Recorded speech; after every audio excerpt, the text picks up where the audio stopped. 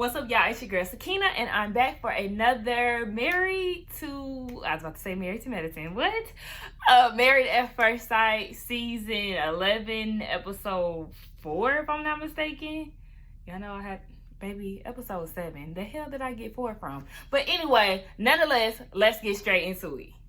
And as y'all look, peep the shirt, y'all. Peep the shirt, okay? As y'all know, August 29th is Michael Jackson's birthday. The king, the GOAT, my all-time favorite. Listen, I do not go up for celebrities, but the one person that I do stand for is the greatest of all time, okay? That is my favorite artist, y'all. Y'all need to go ahead and stream some MJ today, okay?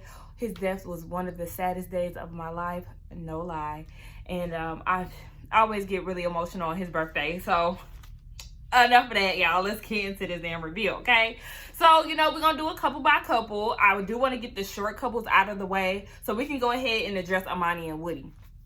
So, the honeymoon is over, sweetie, okay? Everybody is starting to move into their apartments. What I think about the apartments, just to give a little quick information, I feel like the rooms are too small in those apartments.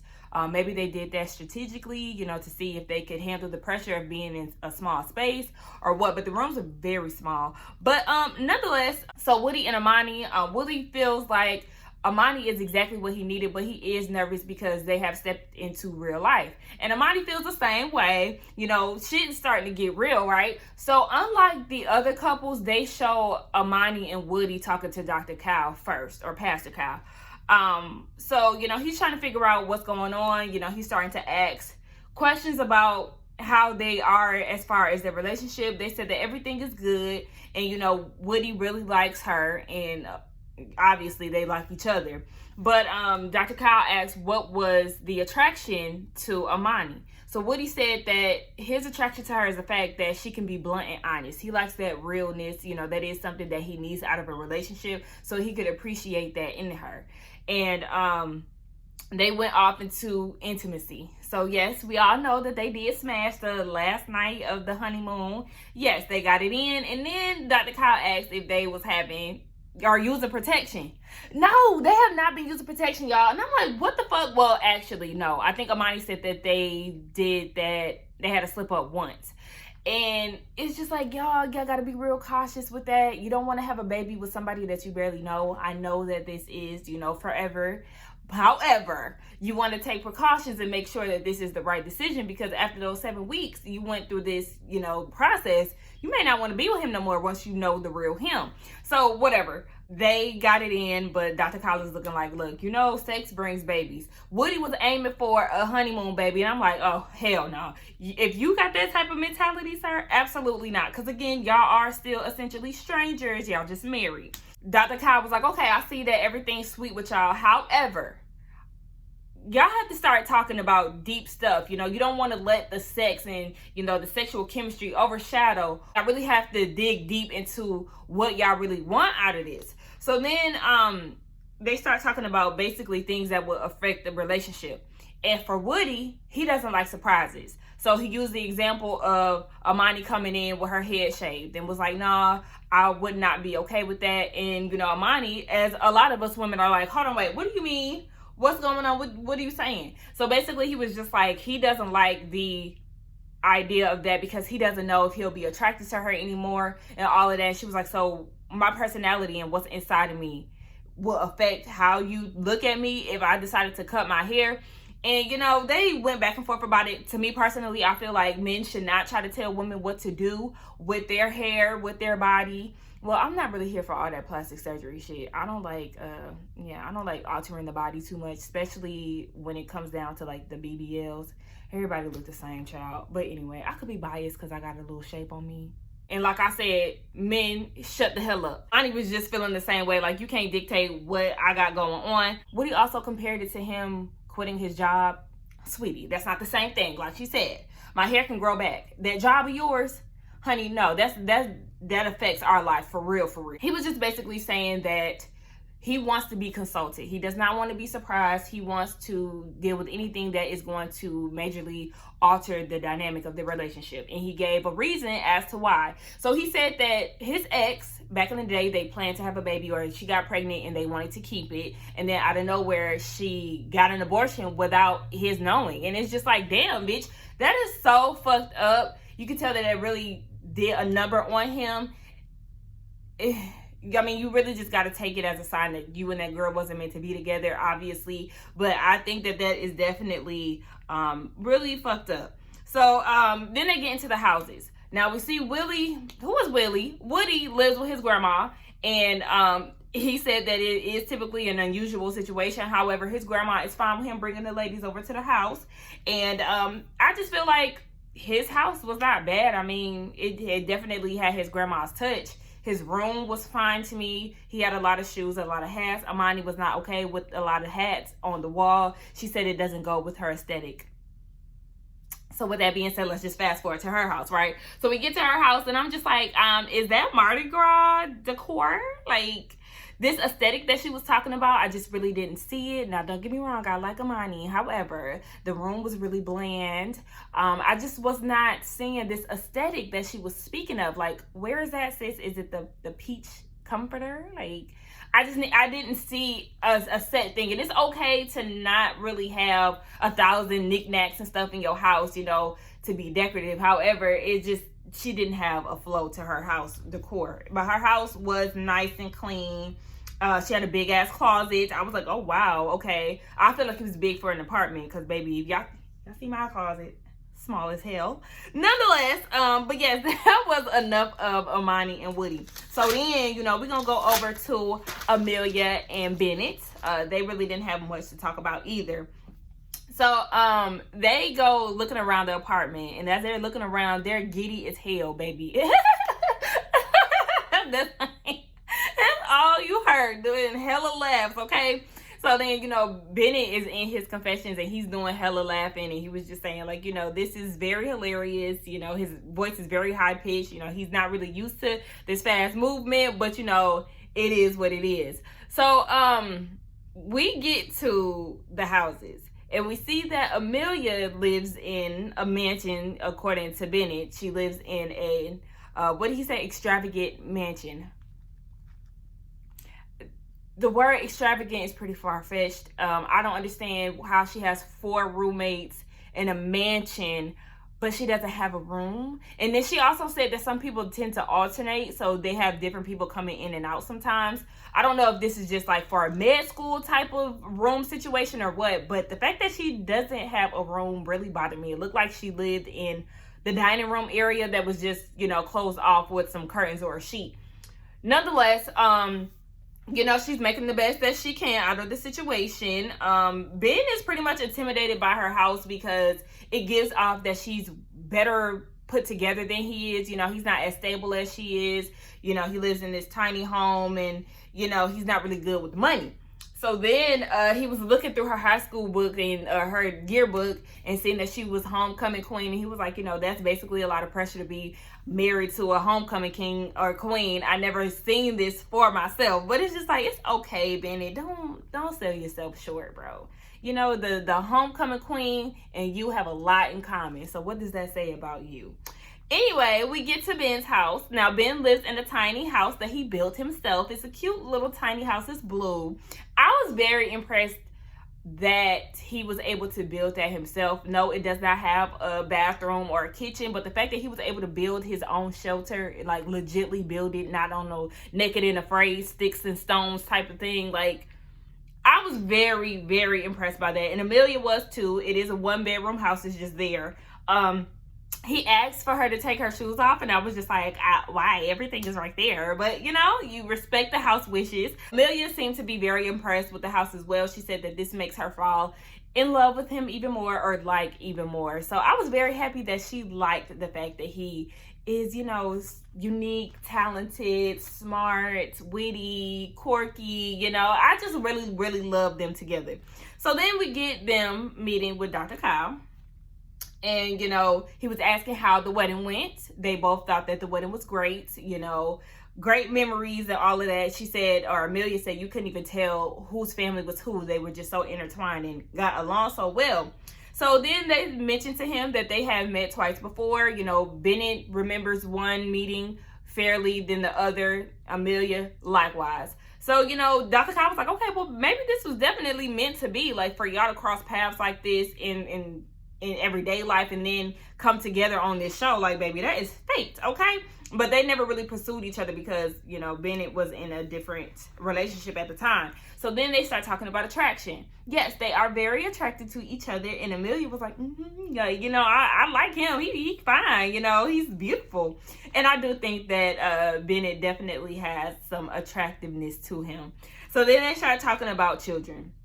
And we already know from like episode 1, 2, or whatever, the earlier episodes, that Bennett is into adopting. He doesn't feel like it's very ethical for the environment to have kids when there are kids that need to be, you know, taken care of. So basically, like, you would go to the shelter and get a dog other than, you know, going to a breeder, that type of thing. And I totally admire that. I love the fact that he is considering adoption like that, and, you know, the children that are left behind. But he was like, being in this situation, yes, he has opened up to the thought of having kids himself with Amelia. And Amelia was like, you know, I think that this is amazing. I'm definitely open to adopting. So here we go, y'all, meeting in the middle, compromise. I really love them, y'all. Them and Amani and Woody are my favorite couples, but I feel like them being able to really talk about certain situations deeper than the other couples really makes me want to get to know them a lot more. But you know, Amelia is like, yeah, I'm here for that, especially because he is okay with being the stay-at-home dad. And he was like, yeah, you know, with his type of lifestyle and his career, you know, he has no problem with chilling at home, making beats or whatever, you know, for his theater stuff with the kids. So it works out well. And Pastor Kyle was like, yeah, this is definitely not a traditional marriage. And, you know, everybody is here for it. It works for everybody. So then they start talking about moving. You know, one of my subscribers did correct me. I keep saying that Amelia is in nursing. Shout out to you, boo. I'm sorry I don't remember your name right now. But yes, she did say that she is a medical student. So she just finished medical school. Of course, she has to wait until she gets placed for her residency. She doesn't know where that's going to be. Dr. Kyle asked what Bennett thought about it, and he said that we'll have to cross that path when it gets here. That is my one problem, that he is not really vocal on how he feels about moving.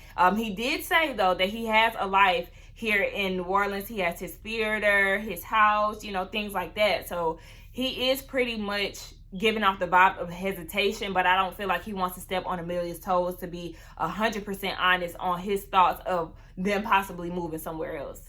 Another thing that got me too, though, was when he said that he has to think about what's on his priority list at the moment. And it's just like, I mean, you're married now, so she is a priority that you have to make. But I really do feel like they're going to move. And Dr. Kyle also said too, like, you know, you got to really consider all of this. Y'all have been on the same page for a long time, but it's not always going to be like that in a marriage. Oh, we got a lot to talk about. Baby, when I tell y'all I have to do married at first sight on Saturdays, because it's a lot. Them 2 hours be kicking my ass, and I gotta take notes, honey. I gotta do this on the weekend when I'm not working and stuff. But anyway, let's just go ahead and get down to Christina and Henry, right? Okay, so them moving in, you know, they keep saying they feel like them moving in is going to help them get to know each other better. So that day has finally come, move-in day. Let's see how this goes.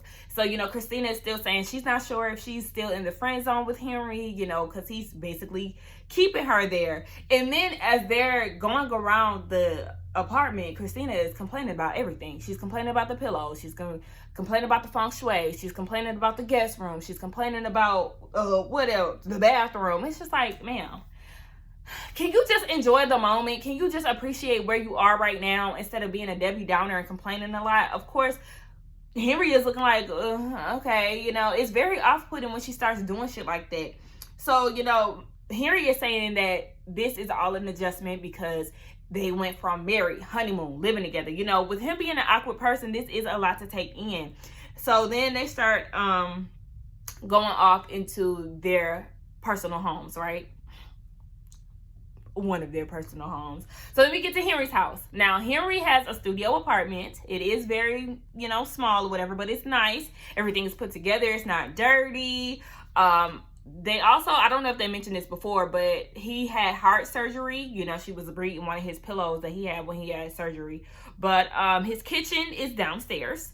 It's like a few steps down, should we say. Not necessarily downstairs, but it's very small. That refrigerator.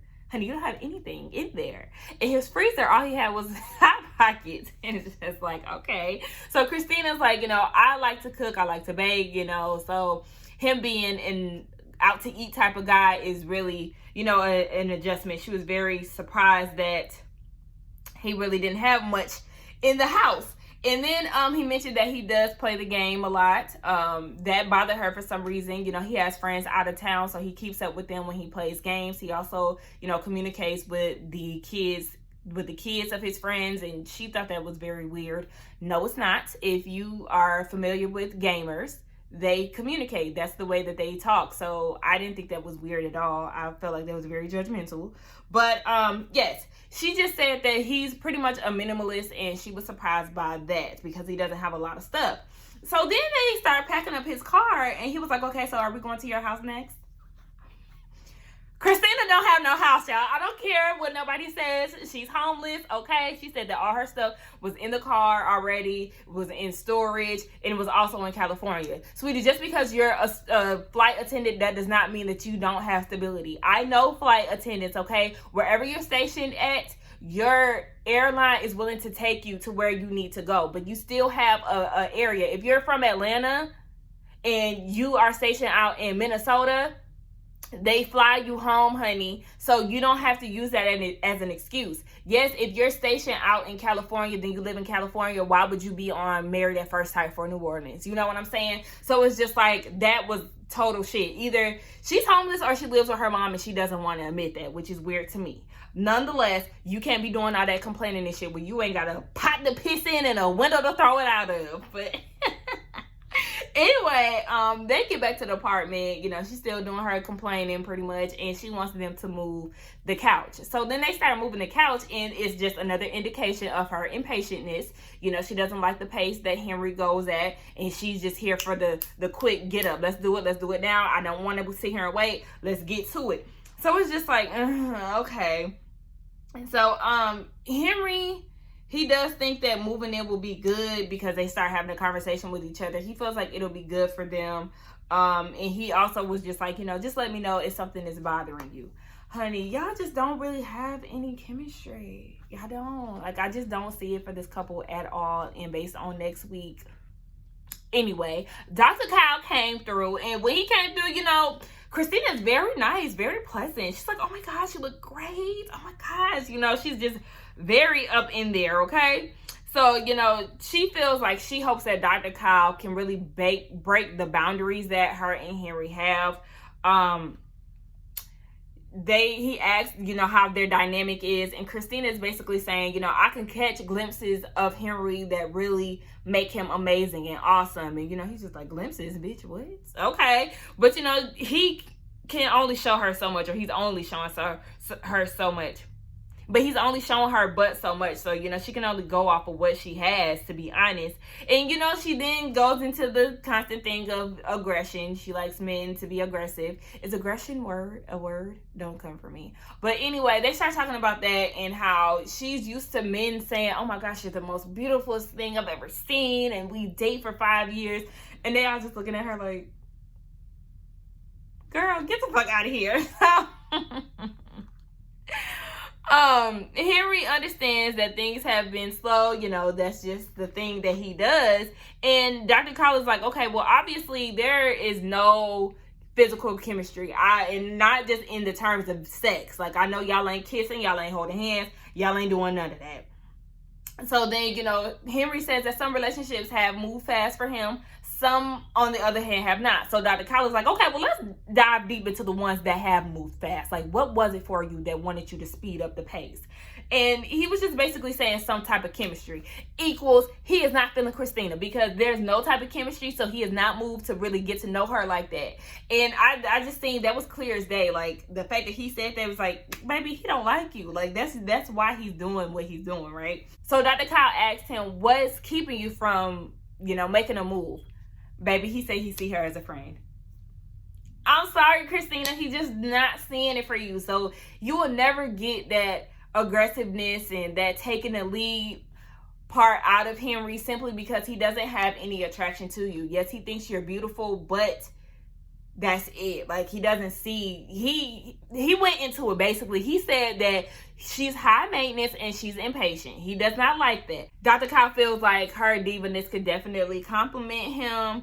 And he was like, look, if y'all want this to work, y'all gonna have to start to form some type of chemistry. Y'all not really doing anything. He feel like y'all doing the bare minimum, just skating by. And that's unfair really to the whole process, because there are people who are willing to put in the work, and then you get them who every time they're together it's pretty much an awkward silence until Christina initiates the conversation. So yeah, it's just like, y'all are obviously not compatible. I really want to go back to like the matchup ceremony to see what the matchmakers seen in them in order for them to be together. Like, I don't know. So then, yeah, he was just saying that they haven't talked about anything. No finances, no children, no nothing. And the whole purpose of Dr. Kyle coming by everyone's apartment is to get down to the nitty gritty and to, kind of take away the rose-colored glasses from the honeymoon. But yeah, they ain't doing shit. Like he said, y'all barely scratching the surface. Okay, so then let's get down to Olivia and Brett. Now, this is where shit starts to really get long, y'all. So if I become a little long-winded, don't come for me, okay? So yes, we get them, and they're looking around the apartment. Everything is fine. Olivia says she's ready to grow life, but she is a little nervous because she's set in her ways. Okay, that's definitely going to be something tough. And then they start talking about the cats, and it's going to be a small space for 3 cats. Baby, cats like to be in small places anyway. They like to be tucked under couches and little beds and all that shit. And then Brett said that he keep his cat in the closet. No, none of my animals would be kept in no closet. But anyway, they get to their house. And Olivia, they start with her first. She really wants Brett to see her house as a home because, she really wants him to move there, though she does not own it. So then we get to look around her house. She has a pink bathroom. Brett hates the idea of that pink bathroom. To me, I feel like her house is not bad. However, it is a little old. And I know that she said that she has a lot of antiques because her parents own an antique shop. Stop. Maybe you should stop feeling or be better with your selection. Not all antiques are bad, but it just does not really have a flow. Now, I did like her dining room area. I like the chairs and the table there, but everything else, her bedroom wasn't bad either, but it just wasn't as nicely decorated as I had imagined or anticipated it to be. But look, it's a nice place, right? So then they have a conversation at her house. Brett says that her house feels a bit meticulous, and he's very shady, and he was also saying that everything is old and antique. And then he also mentioned the fact that renters waste their money. What's up with people in their mindsets on having a house or an apartment, whatever it is? People do what they can, okay? I like for people to work with what they have. If she can only rent a house for the time being, then so be it. Like, let her rent. And you know what? My best friend bought a house recently with her husband, and she was telling me that she advised me to actually rent a house first. That way I can gauge what I like and what I don't like living in a house. I can kind of pretty much look for what I need out of a house instead of going full-fledged and buying a house. So I definitely appreciate that. Hey, best friend. Hey, Tanty. She be watching my video, so hey, y'all. Anyway, yes. So then she was just basically saying, Olivia, that her house is close to her job. It's not close for Brett. He loves the area. However, he is a homeowner, so he's really not even trying to entertain that. He said that they'll talk about it later. When people start to push shit back, it just builds up. And I don't think that'll be great for them. So we get into Brett's house. Okay? Now, Brett's house, he has ownership to that home. It is pretty much just like a straightforward house. You know, you walk in, bam, the living room, next room, bam, the kitchen, next room, bam, his room. So it's just pretty much like a straight, you see what you get in his house. Now, I personally did not mind his house. You know, Olivia was looking through it like, this is, you know, and I just think it's because, like she said, she was set in her ways. I think that the kitchen was the best part of the house. Now, the cabinet, little, you know, trimmings or whatever, I was not in love with that, but I really think it was a really nice kitchen. That was my favorite part about it. I think that it's nice for a man. He did have some things that were a bit cluttery, piles of things. That room divider to me was a bit tacky, because it's like, what the fuck is this? On the other side, it's just a whole bunch of messy stuff. But I think he makes do for what he has. I really did not hate his house as much as Olivia did not like it. She said that she hates the decor, but I'm like, sis, yours is not really any better. And then, you know, Brett got the idea that she was not impressed by his house, and it really made him feel like shit. And this is the one time that I did kind of sympathize with him, like, oh, she is being a little mean towards your house, and it's not as bad as she's making it to be. So anyway, they get to Dr. Kyle, meeting up with them at the apartment. And, you know, Brett said that there has definitely been some tension between them. So he's hoping that Dr. Kyle can work that out for them. So, you know, he was asking, is marriage different than what you know, thought it would be? And for Olivia, no, it's not. But it's definitely a little bit harder than what she anticipated. She said that it hasn't changed her views, though. And she also feels like it's worth it. And then Brett says that his views are the same, but it's harder because they don't have that foundation that a lot of marriages have once they decide to take that step. They've done things backwards, so, you know, they have to kind of work it at a different angle. So then Dr. Kyle was like, what did you think about Olivia when she was coming down the aisle? He thought she was beautiful. You know, he's very attracted to her. Her eyes and her smile lit up the place, right? Like I said, that charm, he know how to throw some shit on there. So Olivia was like, you know, she thought he was nice looking. He was tall. He had kind eyes or pretty eyes, you know, whatever the case. So they're definitely attracted to each other.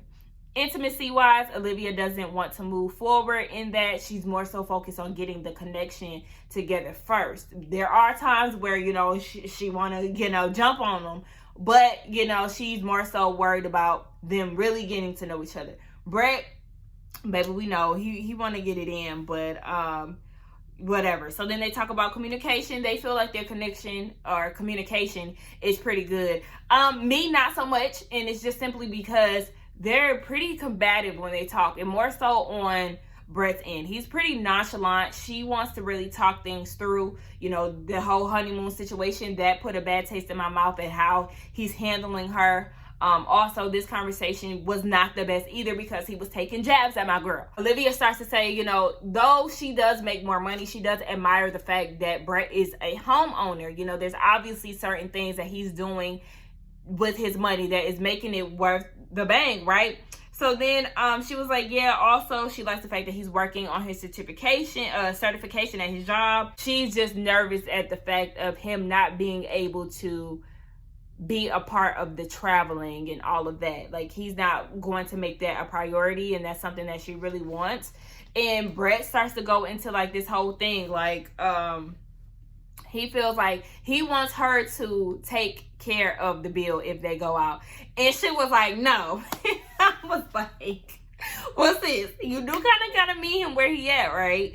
He knows that he's not able to afford extravagant things, extravagant trips and all of that. So he pretty much works in his budget. But she's like, I want you to start to incorporate those things into the budget, like make it work. But I mean, if he ain't got no money for that system, he ain't got no money. But at the same time, maybe you can motivate him to, you know, get a better job or whatever the case may be. Because Brett doesn't strike me as a dumb guy. But she was just basically saying in the whole matchmaking process, she did ask for somebody who had money. And I feel like that's reasonable, especially because she knows what her lifestyle entails, right? She knows that she has to, or she wants to travel. She likes to eat out all the time. She likes finer things. So it's just like you want to have somebody that's equally yoked in a sense. Like, he may not be up there, but I mean, damn, she want to go to a Saints game, nigga, you can't afford that?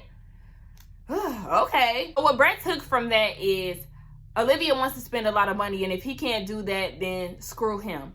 Of course, that's not what she's saying, but you know, he likes to twist things around for the benefit of him. I don't like those type of people. Olivia's thing is she doesn't want to be stuck in a routine, which I cannot blame her. Nobody wants, well, some people do like a routine relationship, but that's not the type of marriage that she wants to be in. She wants him to put in his budget.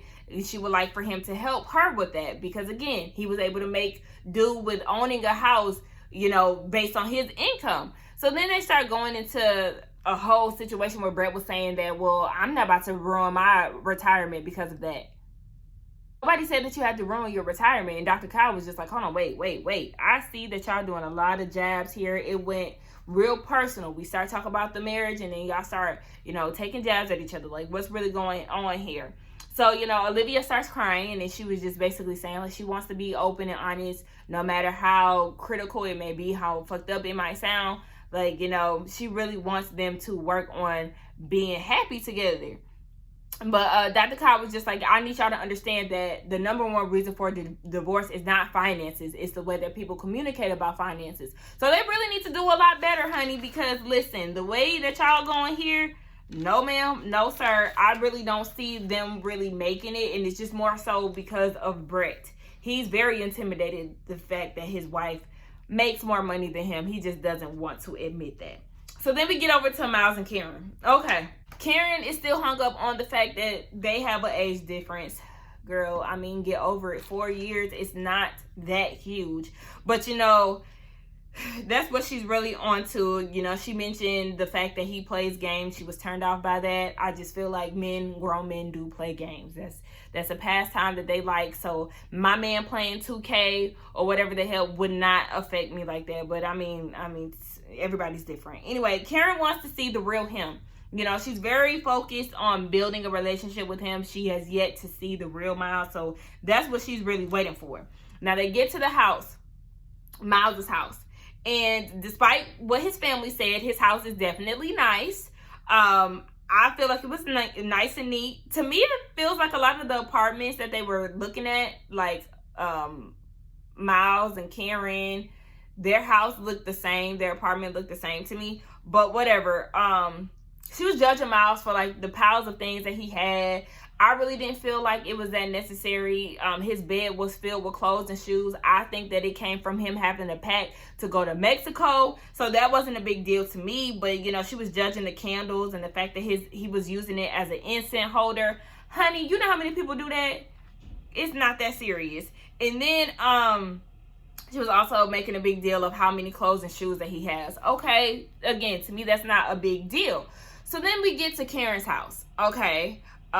She tells him to get off her rug, which was very rude. And then she also was, you could tell she felt some type of way about him sitting on her couch. Because, you know, she was like, I think it's very weird that he's in my house. You know, I had never had a live-in boyfriend. I never really had a roommate. And it's just like, sis, you have to calm down. Like, it's like she really looks for problems. And that's my problem. And like, girl, you have to learn how to chill out a little bit.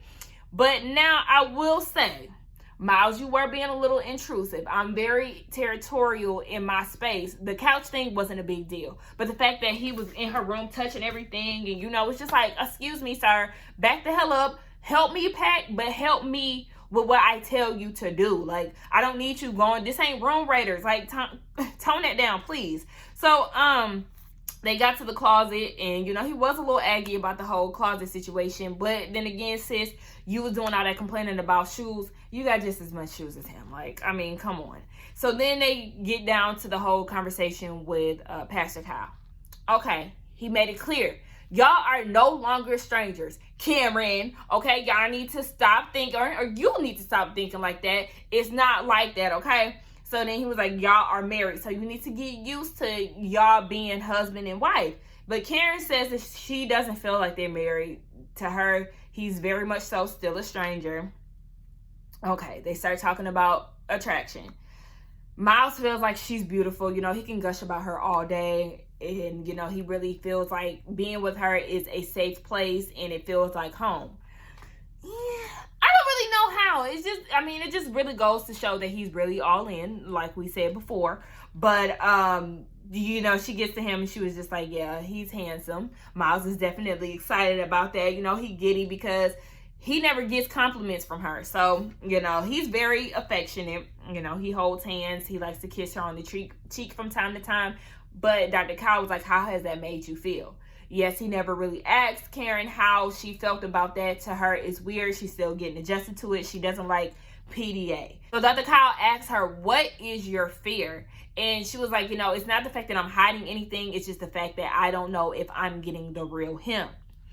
And she was like, I'm also fearful of him hurting me. And to me, I feel like all of this that you're saying equals up to you needing to be on somebody's couch speaking to a therapist, okay?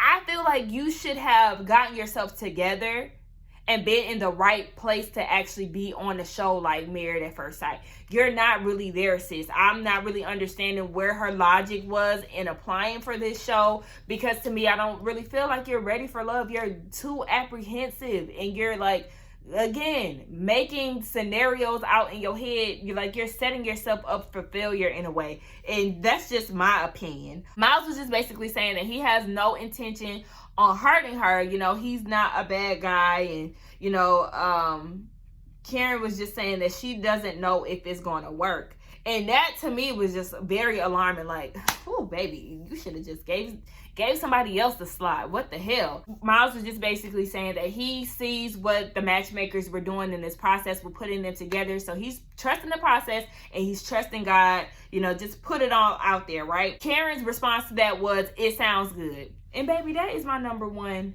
saying when it comes to dudes, because men talk all day. And we already know men are shit talkers. They love to charm you and then show you a different side later on the road. So I get where she's coming from this, but I have a good way of reading people's energy, even down to the TV. I be so right on, like, not feeling a certain person for a reason, and I just really get a genuine feel from Miles. I really feel like he is really all there. So then, you know, Dr. Kyle is like, you know, we purposely chose him for you. This is not just some random dude that we met out the streets. Like, you have to really trust this. Then he asks Miles, what is it that you expect to come out of these next 7 weeks? Miles just feels like that he'll always be patient and, you know, take her from where she is now. You know, any needs that she has, he's willing to take on. And he's just basically willing to put his feelings on the back burner. So Karen was like, no, I don't want you to do that. I don't want you to do that either, Miles. You need to really think about what you want. She was like, you know, I need you to consider what you need. And that's the only way that we're really going to make this work and see if we're actually compatible with each other. And that's her whole problem. She's afraid that she's not getting the real him because he's, you know, Mr. Nice Guy. I totally understand what she's saying, but sometimes she just gets on my damn nerves. So, the problem for me is the fact that Miles is willing to put these feelings or his needs on the back burner, yet he doesn't know what he really needs. So I feel like he needs to really, you know, take a deep dive into what that is. You know, really figure out what it is that you want out of this marriage. I know he is a people pleaser. He's a giver. I'm the same way. However, you have to know what you want, because people will start to take advantage of your soft spots and your weaknesses. So be firm in what you want, vocalize that, and make sure that Karen is really what you want. Dr. Kyle also mentioned too that it is a happy spouse, happy house, not happy wife, happy life. You know, it's a two-way street. Everybody has to be pleased in the relationship and has to be happy. Oh yeah, that was another thing. Speaking of being pleased, he was like, Dr. Kyle was like, so, you know, you pretty much are saying that everything is good, but would you be okay if she never wanted to have sex? And he was like, nah, bro, I wouldn't be okay with that. Okay, well then you also have to vocalize that you do want to be intimate at some point in time, because we already know that Karen pretty much, she doesn't have a date on it, of course, but it seems like she's very not really into the idea of sleeping with him, at least for this time, because on the last episode she said it could possibly be never. But anyway, y'all, yes, that is my thoughts on the episode. To me, again, my predictions, I feel like maybe I should give predictions every week. Again, Amelia and Bennett, strongest relationship. Then it's Amelia and Woody, Amani and Woody. Next would be maybe Brett and Olivia, then Miles and Karen just because of her apprehensiveness, and then we'll definitely put Christina and Harry at the end. But y'all let me know what y'all think. This review is definitely long as hell. Don't forget to like, comment, and subscribe to my channel, and I will see y'all in the next one. Bye. And also tell Michael Jackson happy birthday, play a song. Bye.